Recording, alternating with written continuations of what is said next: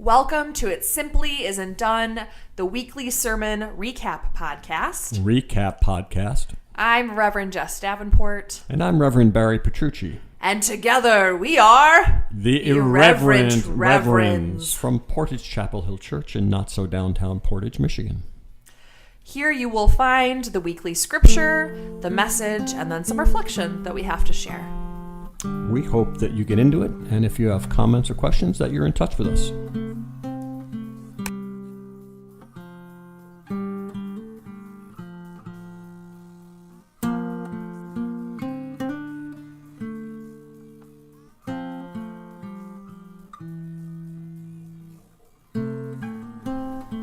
Happy 2023. Happy New Year. There's not much more to say. Happy New Year. Well, this last week, for the first time, I was able to participate in a Portage Chapel Hill tradition, which is Pastors Unplugged and Unrehearsed. Unrehearsed. That's the most important part. It is certainly an important part. It's essentially an FAQ for folks who are in the congregation that day or tuning in online, what questions they might have about the church or their faith. And we'd love for you to listen to the questions and some responses, and then we'll meet you back here for some reflection. Sounds good. All right.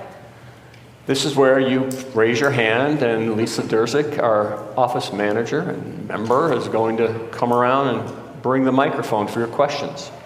If you have no questions, this is going to be really short.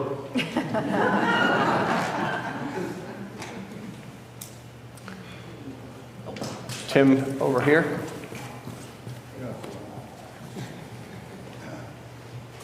This one's for Barry. What do the colors mean on that scarf or shawl around your robe? The colors on your stole. Oh, the colors for my stoles?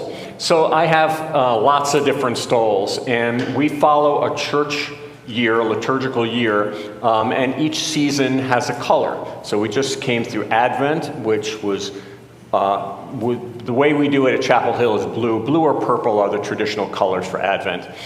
Christmas is white or gold. It's Christmas, 12 days of Christmas. And then we go into Lent. No, Epiphany.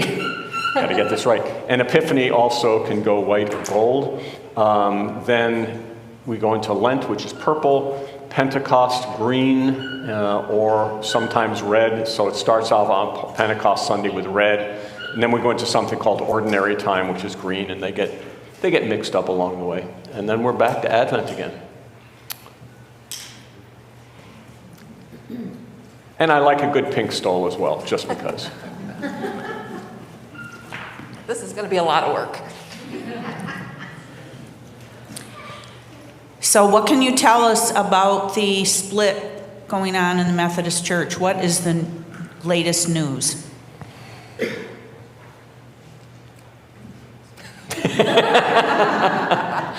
I just talked. Yeah, so I don't know that there's latest news. To catch some of you up, we're a United Methodist congregation, and the United Methodist Church for a long time coming has been going through a denominational split. And that really started a long time ago. It was more formalized in 2019, where there was some legislation put forth at our general conference, which has members of every single conference and church from all over the globe came together to vote on that split. That legislation was, found to not exactly work within our rules and regulations, so we've been going through a process to figure out what that might look like. Our next general conference will be in 2024, and that will hold the same sort of legislation coming forth. You might have heard of some denominations forming from churches that were formerly United Methodists that are disaffiliating. There are a few in Michigan, not many. Most of us are centrist to progressive and are likely going to stay as a large remnant. But there are some churches in different places that are disaffiliating and either becoming independent or part of the GMC, the Global Methodist Church. So there's not really any news right now per se, such that we're going through this really prolonged, painful experience for a lot of folks.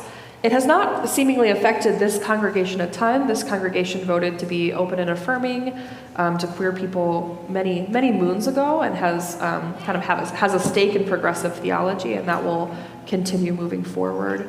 Other churches will have to make those decisions too. What would you add? Yeah. All I would add is that one group within the United Methodist tradition has indeed broken off and formed a new denomination.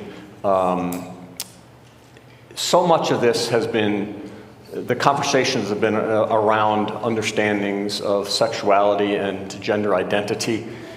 It's bigger than that. It goes to how we understand Scripture, how we understand God's work in the world, the ongoing revelation of the Spirit in our lives and in our world, in our communities. So one of the things that I think is important to understand is that we came together as a united Methodist Church in 1968, and pretty much from the start, we got into family spats, and those family spats became greater, and to the point where it made no sense to continue to try to heal every wound, because we were spending all of our time together making the attempt of healing wounds rather than naming the wounds and finding ways for us to exist in different ways. The Church of Jesus Christ from the very beginning has not been a unified body, but to find ways that God expresses God's self through a variety of bodies has been a helpful thing for us. Part of the difficulty of all this has been COVID, as though it hasn't been difficult for everything. But because the only body that speaks for the United Methodist Church is the General Conference, which is a global body with many languages, and pulling people together during time of COVID was impossible. So we're praying that 2024 this is actually going to happen. I would say I would not expect anything incredibly dramatic to happen in 2024. I think we'll get greater clarity about churches that want to disaffiliate and how that happens. It's happening now, conference by conference, with different rules for each conference. Anyway. Yeah. We're happy to talk with anybody about this, but we're really, there's an awful lot going on that we really don't know about as two pastors who come from a more progressive tradition. We're not spending our time there. Yeah, and for us and us here, it will affect us in some way. It doesn't really affect our day-to-day, because we're just here doing ministry in this community, and that has not really changed meaningfully. And so this church has a guidance board. It's a group of folks that were elected by the congregation, and there's a sub-team on the guidance board that is digging into the future of the Methodist Church. So they get all of the updates, and they're doing some work around what that might look like. And when it seems like there might be a good time to update you all with some actual news, they are on board to do so. Yeah. The one thing that I would add is that at this point, we see no reason for us to expect that this congregation would need to pull away from the United Methodist Church as it's going through a Reformation process. Even if that United Methodist Church takes on a different identity and name, as long as it remains a connected church that is interested in being a global influence for the love and justice of God, I think we'll be standing with that.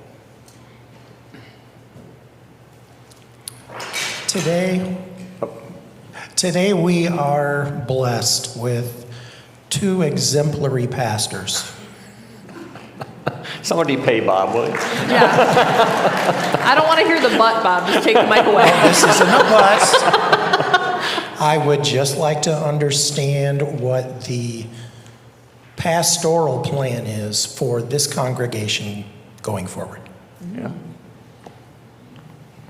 Me too. No, we are clear, and I think the Staff Parish Relations Committee and the Guidance Board and it hasn't been a secret. There's no big announcement, but I've been here for 22 years, and we are working in a very intentional. We're trying to do a new thing with co-pastors, and that there will be an intentional transition where there will be another co-pastor coming in, working with Jess, and I will be moving on in July of 24, is what we're looking at, and either retiring or more likely going on to do something else in ministry. I'm not that old, Bob. So that's an intentional plan, and I think y'all need to be very grateful for the leadership you have, has worked with our district superintendent and bishop to make sure that the future of this kind of unique congregation continues, and all of that, very frankly, is dependent on you all supporting it in all the ways you can, financially, with your time and your talents, because this is a church that is needed in community, and folks are clearly coming because of the ministry that the church provides. I think that was enough without preaching. Sure, yeah, and I would say this is a little bit different for the Methodist Church. So in our tradition, we have this thing called itinerancy, so you're not usually at a church for a super long time, and you're there really at the bishop's appointment in conversation and discernment with the congregation. So the fact that we have this kind of intentional transition where we have a plan for the future is, well, good. There's our plan for the future. Is unusual for the church, but really a huge gift, because you all have had, you all hang on to pastors for a while, and Barry has been here for a while. And so, 22 years. So it's in the church's best interest to figure out some sort of intentional transition. So it's not like the leader you all have had and had trust with just, goes away in the night and you get someone kind of brand new. That would be, especially in the time of COVID, that would be really hard and challenging. So this is a unique model. Co-pastoring is a unique model. So Barry's not my boss. We are equally, we have a Venn diagram of what we're each responsible for. Yeah. So it's true. We have a Venn diagram, so it's true. And that's a different kind of model as well, which we have found to be really beneficial in our leadership. So you all have been willing, this congregation takes risks and have been willing to do things that are new and exciting, which is, for me, very exciting, and it's been good to live into that. Thanks for the question, Bob. Had another one. I'll try to get to everybody, I swear. Come on, Lisa. Nancy, Get David, those Deb. roller skates. First of all, I would like to tell you that we already had a sermon, we adults, here in the congregation during the children's time. I thought that was great for the children, but it was also very good for the rest of us. Agreed. And I just wanted to acknowledge that. My question is, here at Chapel Hill, we are promoters of love, peace, acceptance, etc., etc. There is so much hate in the world and so much hate in our country right now. And it's hard to deal with that. And there are some places in the Bible that will actually say that we should not be for the homosexuality group and so forth. And it's kind of hard to deal with that because there it is right in print. I know you know what I'm talking about. And it's just hard to deal with all this hate. Not that we're confronted with it all the time, but it's there. We see it on the news all the time. And it's just very difficult. Do you have any words of advice? Well, wow. The thing that I'm kind of latching on to from what you're saying is this is one of the reasons why this congregation and Barry and myself take Scripture so seriously, right? And we take it so seriously that we often say we don't take it literally. So you mentioned there are parts of the Bible that say, we should be against homosexuality. Well, homosexuality that word didn't exist in the Bible until the 40s. Nor did it, while queer people have always existed, the concept of homosexuality didn't even exist until like the 1860s. So it takes a lot of work It takes a lot of biblical language work, and that's work that we take really seriously, not just with that particular issue, because this congregation has done a lot on that particular issue, but all sorts of issues, wherein we need to really take some time with Scripture and spend some time there, reading, studying context, to kind of get to a place where our Christianity aligns with the values that we understand Christ to actually hold, right? So what we're practicing as Christians align with who we understand Christ to be. And I think that is for me, it's much harder to think through individuals I know who are particularly hateful and working on how to be in a relationship with them, meaningful relationship, because I have that ability. My identity doesn't put me at risk to be in relationship with people that are particularly hateful, although I might find it a little annoying. I can push past the annoyance in order to figure out how to be in meaningful relationship, to try to be curious and understand where someone's coming from. So I grew up in a very tiny town where a vast majority of folks have different ideology than me, and I find that fascinating because ultimately we have the same values. Right? We would all say we value family, we value our faith, and that ends up being expressed really differently. So this last break, I was able to have conversations with folks about what does that actually look like? When you say you value that, like what does it look like, and legitimately be curious to kind of keep that relationship going. That's on an individual level. I think you want to speak to perhaps as a community level. I don't want to keep going, Barry. I got that. cut the mic. I think at the heart of the question is how we understand Scripture and how we understand our being led by God in the understanding of Scripture. We do ourselves an injustice when we pick pieces of Scripture and hang our hats on them. And very often I see these on the internet in the form of memes.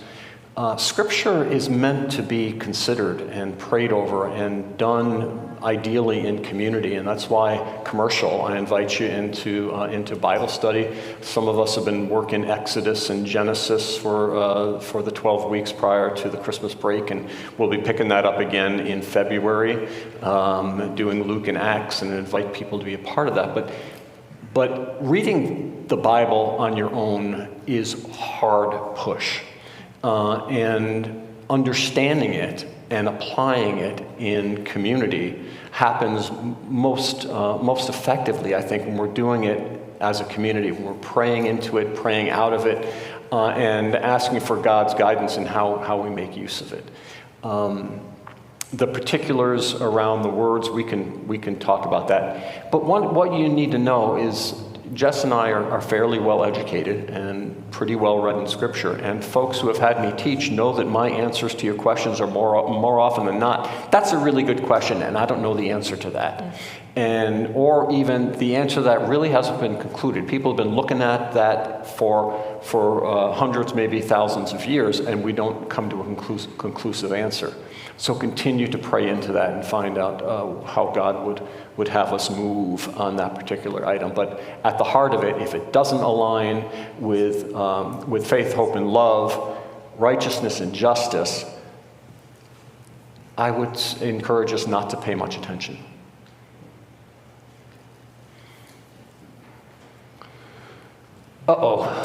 There's one of my frequent flyer questioners, and David, go ahead. I guess considering the evolution that United Methodist Church is going through, or turbulence, or however you want to characterize it, do you see that unique to this church, or is it pretty much all over the world? The split in the denomination? Say more, please. Yeah, the split, or we'll say the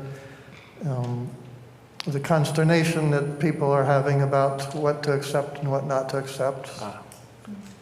Kind of a social dynamic. Yeah, it's a great question. Yeah, what would you say?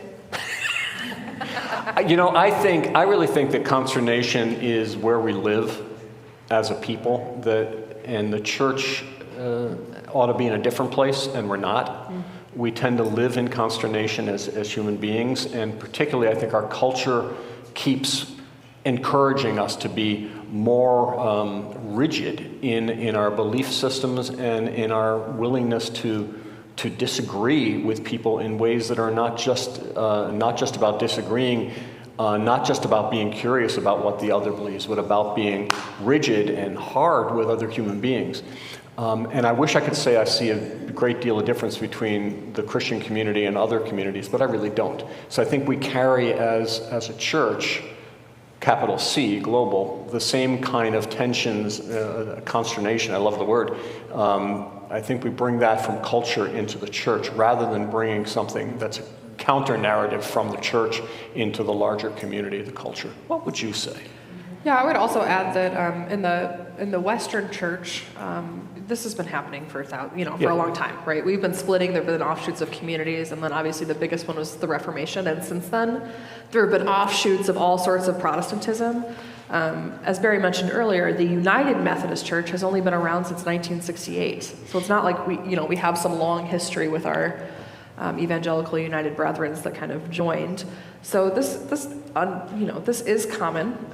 It's unfortunate because it's painful and people have been harmed in this process, which I don't think was necessary, and we'll have to figure out how to meaningfully account for that, the harm that has been done in it. But in terms of churches splitting, it's kind of that has happened and happened and happened. It's a part of our pattern and probably requires some thought as to why that is.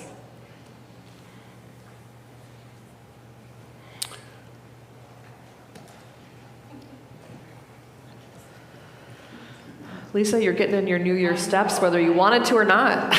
Resolution achieved.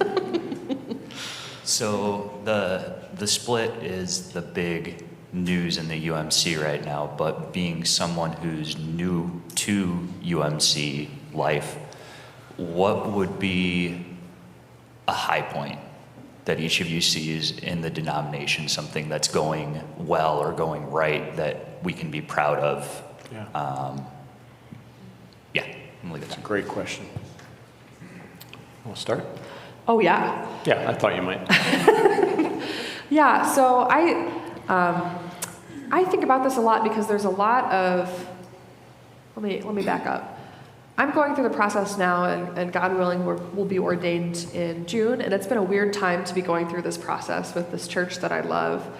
But something I consistently love about it is we are a really big tent, right? We really have, when you decide to become a member of the Methodist Church, this faith community, there's a lot of room for you to grow and express your faith. We're not a creedal church, so we don't have a thing you have to say where you have to believe X, Y, or Z. You put your trust in Jesus Christ, right? And that leads there to be a little more flexibility with where the Spirit is moving. And I see that in all sorts of expressions of Methodism. I've seen it a lot with young people. So I was previously at the Wesley Foundation. Wesley Foundations are United Methodist campus ministries on state schools. And there was so much creativity, right? There are so many exciting things that people were willing to kind of risk and put out there. And then here at this church and in other churches like ours, this is the first time post-pandemic that mainline Protestantism, progressives, our churches have been growing. Because there was a lot of folks during the pandemic that got a little space from their communities and thought, hey, I'm not really sure that this aligns with my understanding of Christ, but I really want a faith community, and I think there might be faith communities out there.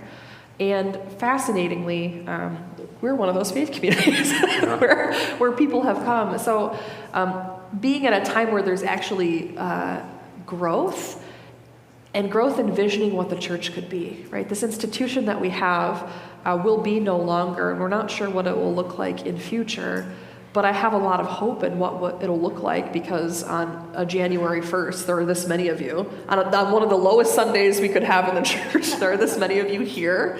There are folks that are tuning in who are so compelled by who Jesus is that I think we can make a huge difference in our community.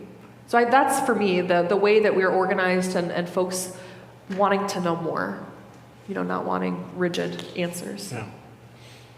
So we stand in the Wesleyan tradition. John Wesley, this Anglican priest who decided that he needed to do something that went against the rules of the church.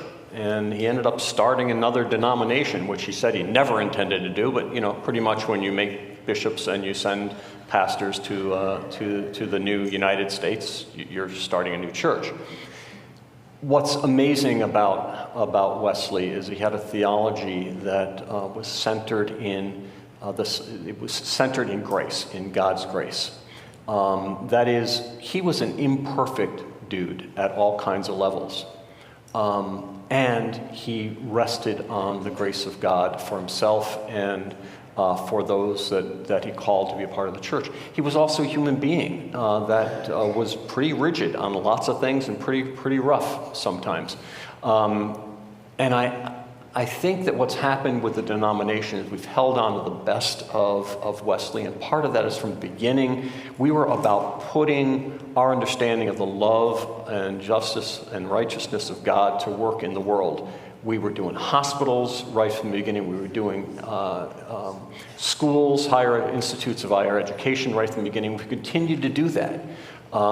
We started a college and seminary in Africa at a time when it was desperately needed. And we do that because we're a connectional church, and I think that's one of the things you can hold on to and celebrate, that we're not just doing stuff alone as Chapel Hill. We pay in to be a part of this larger denomination to do really big things that we would not and could not do on our own. So I celebrate that piece of the United Methodist Church. Where other things that are kind of unique end up going, like the appointive process and bishops and pastors being essentially appointed to a church and a community for as long as that lasts, and then the bishop moving us somewhere else. I think those things are likely to be a thing of the past in the future. But they've been very good to get us to this point. Whether they'll continue or not, I don't know. Anyway, that was a long answer to your question. I think one more, huh? Maybe three more. I don't know. Yeah, this is a question makes me kind of anxious, but Can you put your mic up? yeah, I guess this. Yeah, just put it up. They'll control it. Tell me and I'll. Well, I can talk loud.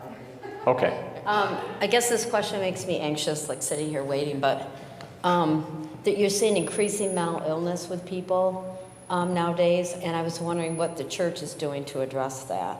An increasing amount of. Mental illness. What is the church doing to address mental illness? Do you mean this church here or the church generally? Well, this church and the church in general.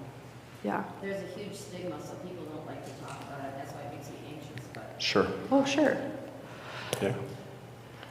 I think there are a few ways. One of the first message series we did after I got here was how to find peace in an anxious world, where we talked from the pulpit about mental health seriously, because there is a large stigma and there need to be, especially with people of faith, and especially going in this pandemic where we saw a marked rise in folks needing mental health services. So I think one of the ways is for us as leaders is to say, hey, no, like it's okay to have Jesus and a therapist too, and all of those bumper stickers, right? If you can't produce serotonin, store-bought's fine, that kind of stuff. To hear pastors say that and people of faith say that's really important, and that's something we wholeheartedly believe. That we have faith in medicine.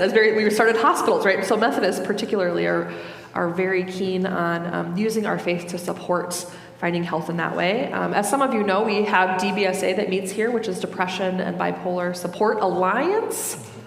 And that's a group that meets here within these walls to support people who are going through mental health issues. We've had plenty of people come and just talk to us and go through kind of individual pastoral counseling to understand how getting help for their mental health issues relates to their faith, and we can be really supportive in those times.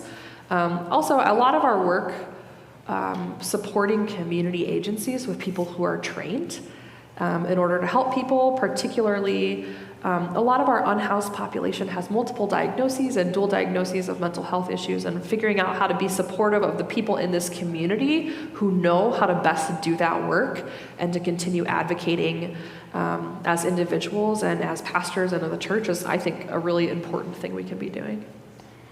Yeah, I think all I would add to that is that often folks come to pastors for what they understand as having a material need or a spiritual need, and we're both really clear that our lane is pretty we've got pretty good guide rails about what we're gonna do, and so we're in a position to talk with folks and do spiritual guidance, and then refer out to mental health care as appropriate. And we've got our connections, our folks that we refer to, and we also have the connection of United Methodism that has a United Methodist deacon working in this community in Griffin Place, doing care around suicide prevention. And so we've got the resources and we connect folks, but that's not just us, that's all of you that destigmatize and are willing to talk about things that are hard. Sure. One more than communion, yeah. Yeah. Do we have connections with other mainline Protestant churches who are who embrace the same values that the Methodist Church does, minus the global folks? I was thinking of ELCA Lutheran or Presbyterian. Yeah. We're working on building that a little more robustly. We have a group of Portage area clergy with whom we align theologically that we meet with, and we're trying to find ways where it makes sense for our communities to come together to be able to do that. And I think there are several ways upcoming. We just started that this year. It kind of fell apart during COVID, whatever was there before. We've tried a number of times, and one of the things about coming together is everybody has to some degree put down their own individual stuff in order to collaborate well together, and then have a long enough timeline to make it work. And we're working on it. We're learning how to do it from our end, but also plenty of you have meaningful relationships with people in other congregations that might be dreaming and discerning, and we encourage that and want to know about that and how our church can partner with other churches in the community. Okay, welcome back. Welcome back. I'm sure that was insightful for you. That sounded like sarcasm, Jess Davenport. No, I think having this being my first time doing it, it was interesting. And I was talking to you a little bit about this at lunch. As someone who processes things verbally, it's kind of hard to be in the spot like that because I'm not always settled on an answer. I don't know if anyone listens who watches The Office, but there's one clip where Michael Scott says, sometimes I start a sentence and I don't even know where it's going. Amen. Yeah, and I feel like that sometimes, but I think overall the questions were thoughtful. And it went well. I'm excited to do another one in future. Yeah, for those who don't know, if you weren't watching or were not in the sanctuary, so we don't give any advance notice other than this is happening, but we don't put any kind of guardrails on what the questions are going to be, and we don't know until somebody asks them. We have Lisa Durzik was gracious enough to take the microphone around to people. So as you all heard the questions, we heard them first, and it was our first hearing as well. So with that, let's talk about it. Yeah. So thinking about some of the questions, the first was an update on the upcoming split of the UMC. Yeah. It feels like we've been talking about this impending split, and we gave as much information I think as we can give, and it's not like there's more information to be had, because I don't think there is at this point. We're waiting for something to happen at General Conference 2024. What that's going to be at this point, I think, is not terribly clear. I think very very surely there's going to be some changes in what it's going to look like for churches and even conferences to disaffiliate. Whether there'll be a move for a kind of a broader tent United Methodism, whether the denomination continues to be called United Methodists. I think that there's just a number of things that are very much up in the air. Yeah. And I think, too, we keep hearing about it in the news because conferences are holding special annual conferences to honor churches that want to disaffiliate, and particularly in the southeast jurisdiction of the United States, a lot of there are more disaffiliations than we've seen, like in our jurisdiction. So it's coming up in the news, a little more frequently. X amount of churches are disaffiliating. So I think people see it, but we don't have any. There are no answers yet, as the body that meets has not met yet.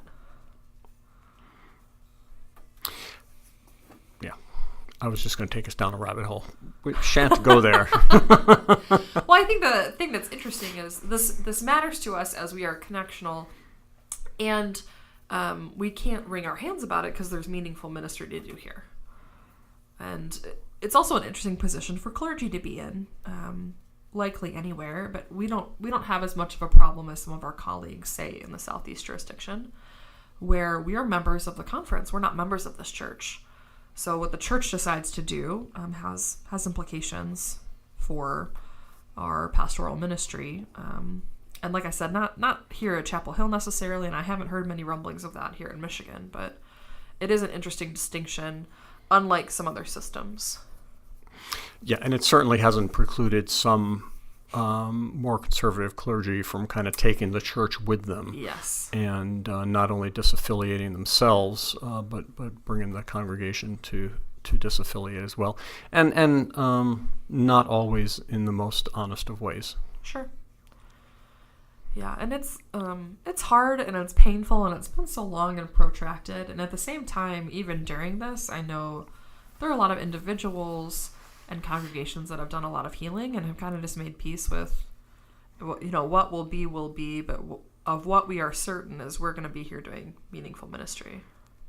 Yeah, I think that's important. For me, I think we're always going to have dissatisfactions with systems of which we're a part. I think that's the nature of system.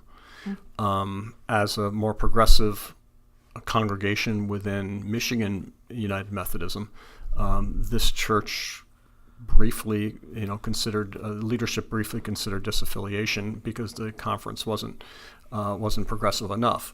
That has gone because the conference has made it very clear that they're in a very different place in the denomination as a whole. Even so, I think it underscores that we are going to find something of which we will be dissatisfied with the system. And just as members of the congregation find things that are dissatisfying to them within the congregation of which they're a part. Yes. It's a family. And we're sometimes dissatisfied. Yes.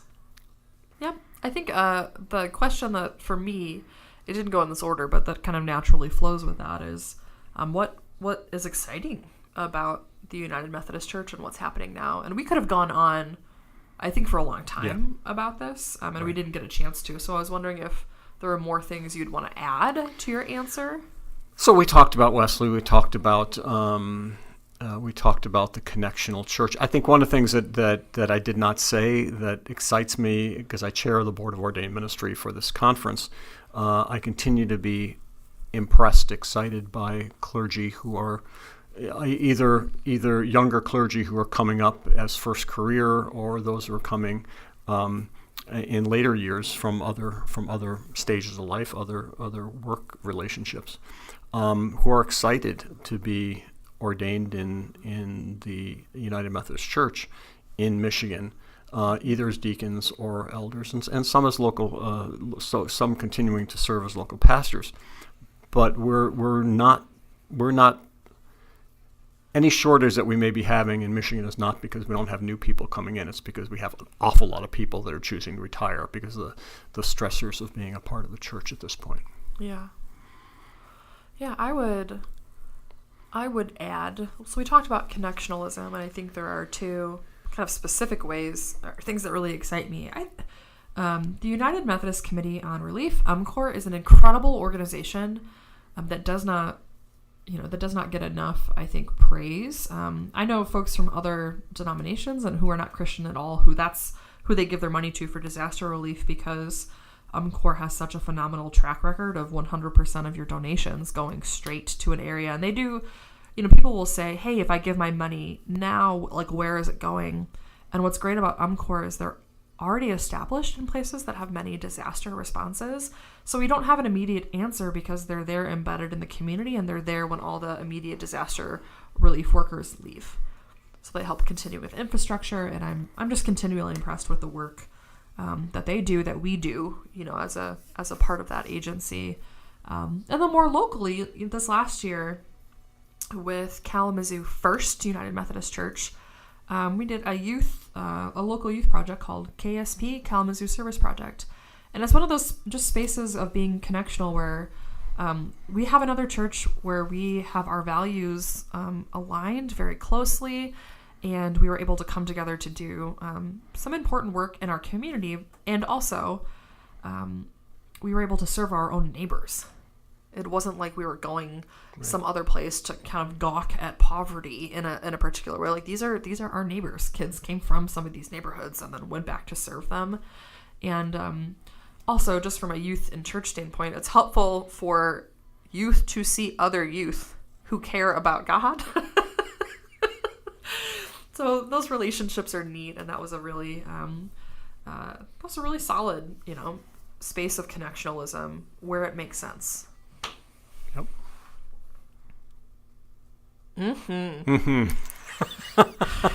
Exciting things about the church. We should. Let's see. One thing I was going to add about UMCOR, I just sort of had a little brain moment there. UMCOR is recognized by other agencies, but it's recognized heavily in the NGO community. Yeah. Where if they're looking for a partner, the Bill Gates Foundation, Melinda Gates Foundation partnered with UMCOR when they wanted to make a difference in getting rid of malaria. And they did that because they kept seeing the UMCOR insignia on all these boxes in these countries that were heavily stricken, and they wanted to know what that was. And they explained it to them, and they partnered with this United Methodist body. And that's an amazing piece. One of the things that I would say is that UMCOR has been able to take 100% of the dollars that are given for debt relief because administrative costs have been covered by special offerings within the denomination. We're going to have to keep making sure those offerings are taken because fewer and fewer churches are doing it. Yeah, especially with large-scale disaffiliations. Yep. And the struggle that smaller local churches are having just keeping their doors open. Yeah. Mm-hmm. A good plug for UMCOR for the great work they do. Plug. Let's plug them by helping to fund them. So yes. Yeah. Another question was about our pastoral plan for Chapel Hill and what we know about that, because it's not like it's just you and me sitting around. It was really our first public statement, right? Oh yeah. It was. Yeah. So that this particular co-pastor relationship is going to be destroyed. I mean, it'll come to a close July 1 of 2024 if something does not happen before then. But the plan that you and I are working on, along with the Staff Parish Relations and the Guidance Board of Chapel Hill, is that this is going to be an intentional transition, that there will be another co-pastor coming in as I move on into the sunset of either retirement or taking another appointment. But we'll see. I've been here. It's been a gig. It's been a long gig. Mm-hmm. So it's been time. Yeah, and right now the plan is that I will stay and that we will welcome another co-pastor to round out, my gifts and graces with their own. Round up. Yeah, so this is unique in the Methodist Church that it's not really done this way. You might notice the podcast is called "It Simply Isn't Done." Co-pastoring with intentional transition simply is not done. Yeah. So we hear that quite a bit.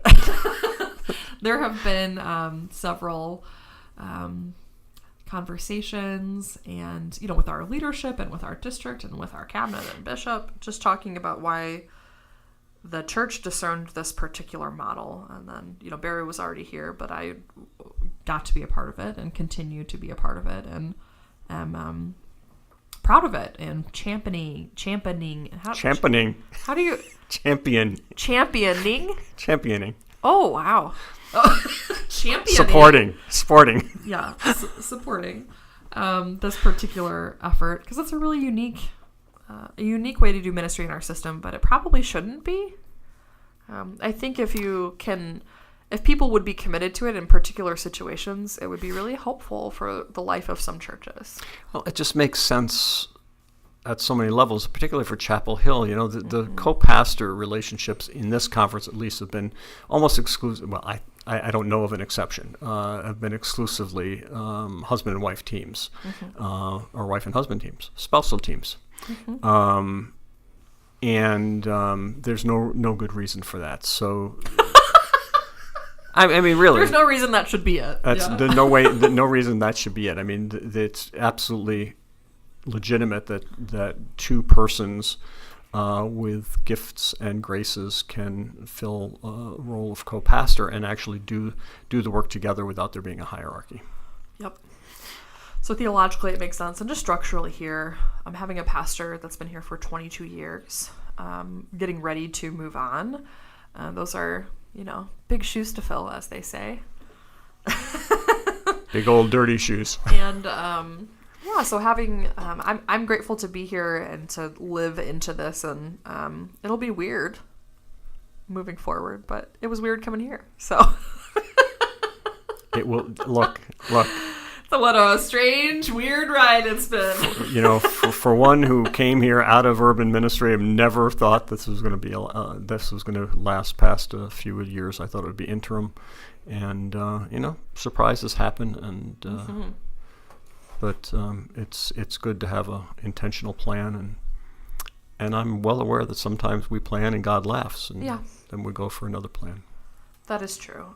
If things go according to plan, what's nice about this too is having a long enough time for you and the congregation to celebrate the ministry that you've done here and also make peace with this transition, because it's hard on congregations.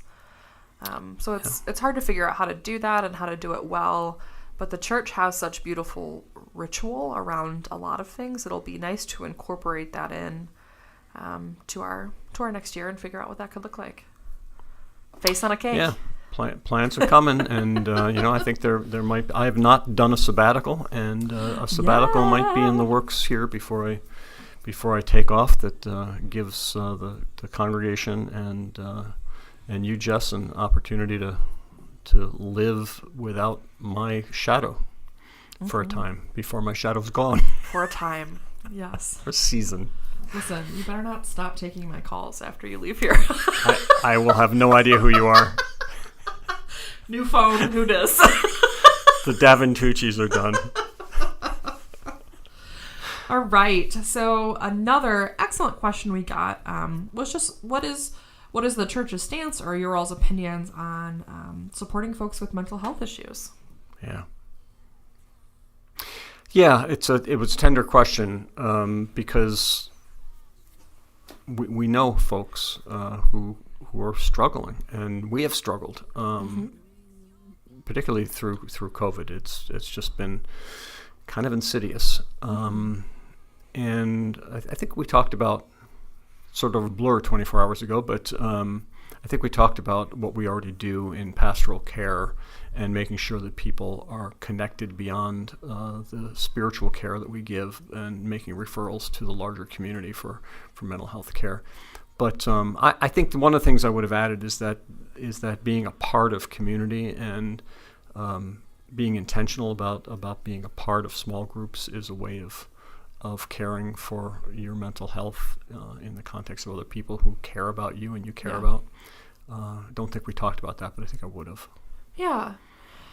I think too, you and I have talked about this from the pulpit, and we've talked about it individually. If we had more time, I would have talked about it from the understanding that there are some loud Christian spaces that don't find there to be much room for someone to struggle with their mental health and still be faithful. And that is heartbreaking. And we don't hold those same views, right? So I think working to break the stigma in society, but particularly in Christian communities, and as we've had so many folks come and make their faith home at Chapel Hill, coming from other traditions, I think it is important to hear pastors, their clergy and their leaders say, hey, that's not where we're coming from. Like you can struggle mightily with your mental health and be remarkably faithful in that. And God is not punishing you with mental health struggles. Like sometimes your brain chemistry is just off. Yeah, any more than God is punishing you with physical troubles as though they're different, and they're not. And they're not, yeah. Mental health is health, overall health, and we take it seriously knowing that we have a pulpit where people choose to listen to us, but knowing that this is a particularly sensitive issue for some Christians, and doing our best to destigmatize mental health issues as anything other than health issues that all of us go through at some point or another, some of us much more severe and in different ways. But it's a particularly common struggle right now. Yeah, it seems to me it's all about being faithful community where vulnerability is honored rather than dishonored, and that we are all persons that about our physical selves, our mental selves, and our spiritual selves, and none of us are whole in any of those areas at any one time. It feels like that, for all of us, there is some place of vulnerability and tenderness. Yeah, and that is that's more than okay. Mm-hmm. It is more than okay. We had another question that I'm going to try to summarize my best. But it's really, as Christians, what do we do in response to divisiveness, right? And hate, particularly coming from our own community, although I might be editorializing that last bit, from our own Christian siblings. What do we do? It's, I've thought about this because it's interesting figuring out how to stay in relationship without people pleasing and negating the issue. And I think particularly as a white woman, I've been socialized to do a lot of people pleasing. I know you're giving me a puzzled look because you're like, you don't. You're really good at not people. At any rate, was not. I'm not a huge people pleaser, but I've been socialized to do that, and a lot of us have. And so figuring out how to be okay with discomfort and be okay within our own spirits when someone does not agree with you, but figuring out how to maintain love and stay in that same relationship. The folks really struggle with that. It is really hard. I don't know if that's particular to, my adulthood experience. I hear tale that there were times long ago where people could have differing opinions and still be in relationship. But I haven't really seen a ton of healthy ways for people that have vastly ideological views to stay in meaningful relationship while talking about them. Weirdly, if I had a puzzled look on my face because I was trying to recall something I listened to on the way home yesterday on NPR, on Freakonomics Radio of all things. But they were talking about this difficulty that we have, and the writer, whose name is escaping me, of course talking about a book, the writer was talking about how we very quickly in our culture have moved from our willingness to be angry one with another to abandon where we're still in conversation, to going to a place of disgust. And when you're disgusted with the other, there's a discounting of the other and a dehumanizing of the other. And so far easier to simply walk away, and that's where the other becomes marginalized and othered.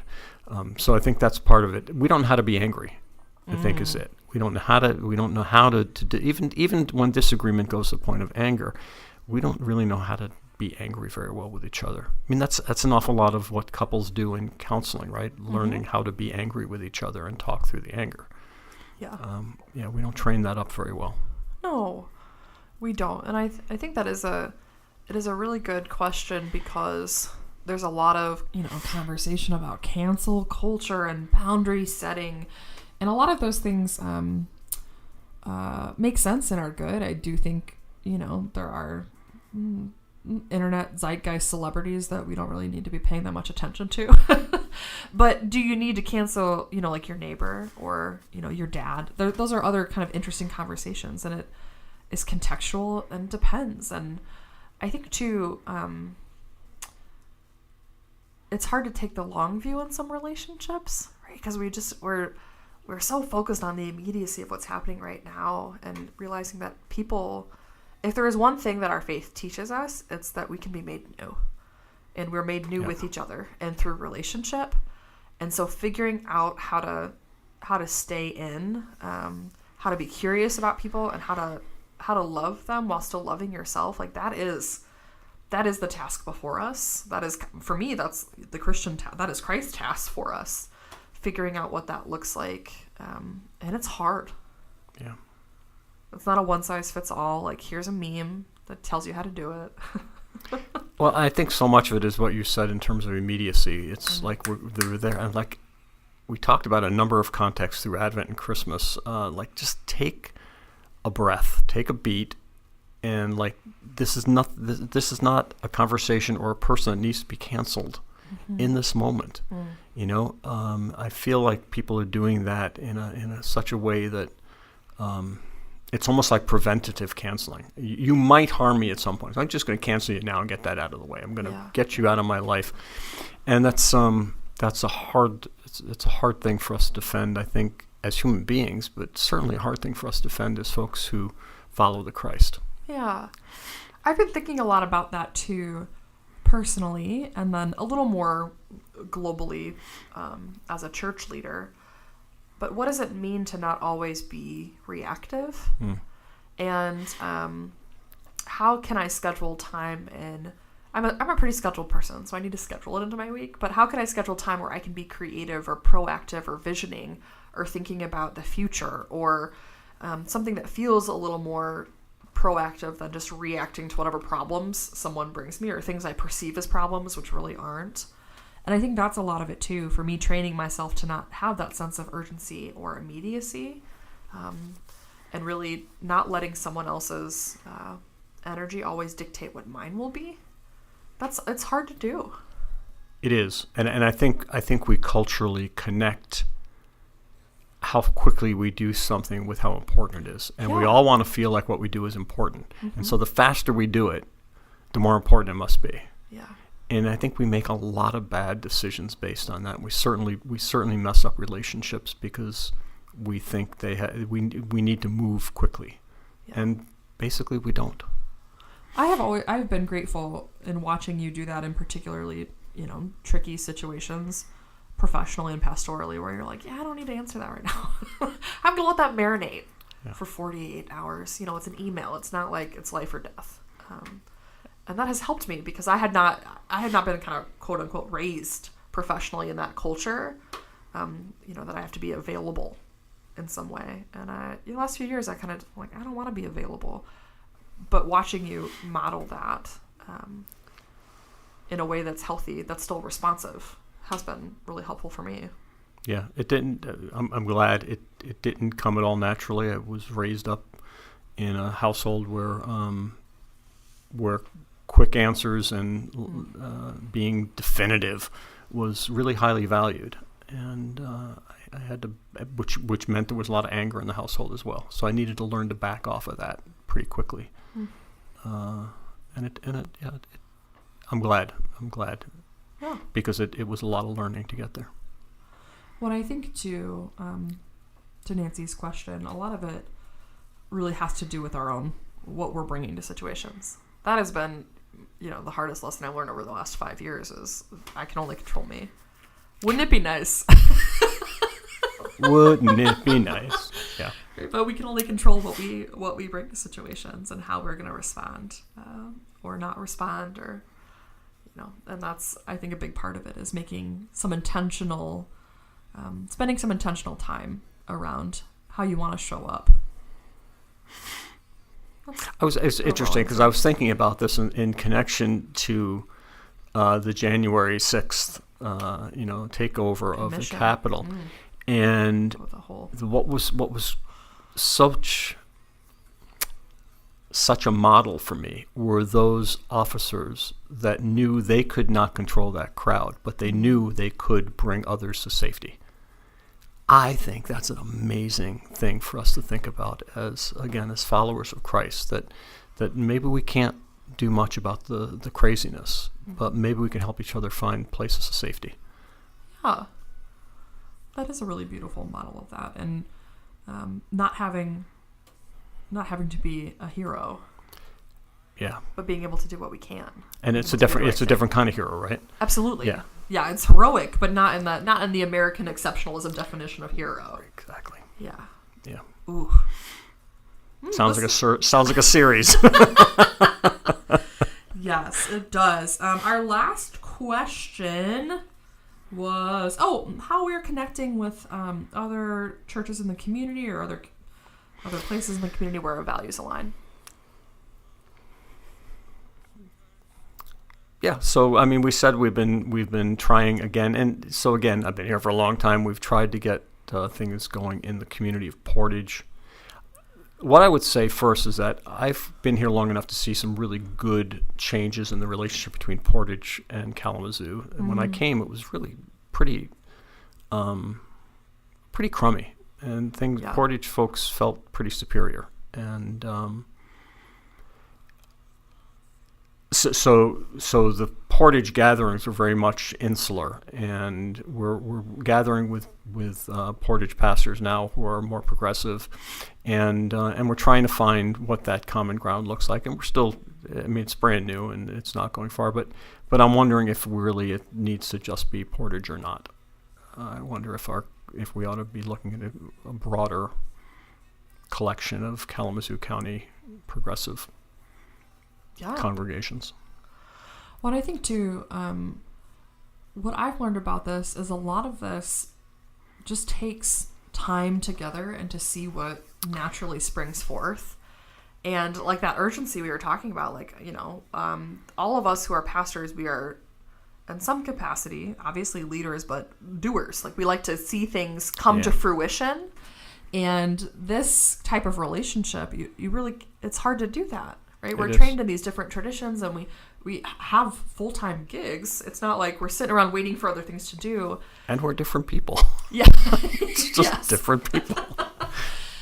So it's interesting just figuring out, okay, how do we build these relationships such that we can, what needs to happen in the community can bubble up and make sense. And finding time to do that has been challenging, but I know it's something both of us are committed to moving forward.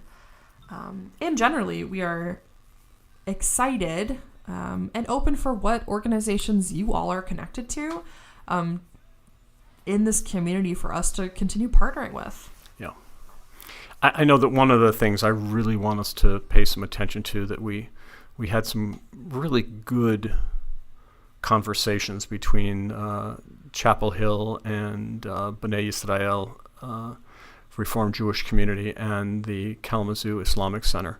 For a few years, we had some really good conversations, and leadership changes in both of those settings and in our own made that more difficult. But I'd like to see us reach out and find some ways to pull that back together, because they were good. They were good learning conversations for all three communities. Very good. Well, it's nice to end on some goals. Yeah. For the year. Aspiration. Yeah. For 2023. And I anticipate we'll do this again in 2023. I'm not sure when. We'll look at the calendar. We've got a few things already in the works, so. We do. But yeah, I mean, certainly want to hear from people. It seems like people generally appreciate the the Pastors Unplugged. I think if nothing else, it's kind of like a pastoral sideshow that people like to see us actually get up there without notes and freewheel it. Yes, without a manuscript. And as I mentioned, and some of you have already reached out with, Barry and I are available just to talk about your questions that you maybe don't want to speak into a microphone in front of hundreds of people. That's okay. We are available, and would love to connect with you. So reach out to us, email us. Let's do it. Let's do it. See you next week. Happy New Year.